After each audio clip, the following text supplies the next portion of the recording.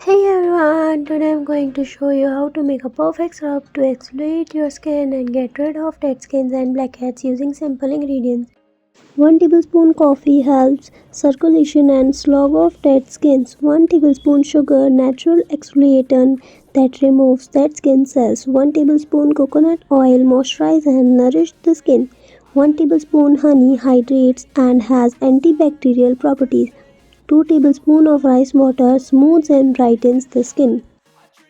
Combine all the ingredients in a bowl and mix until you have a smooth, consistent paste. Apply the scrub to your damp skin, gently massaging in circular motion, focusing on the area with blackheads and rough texture.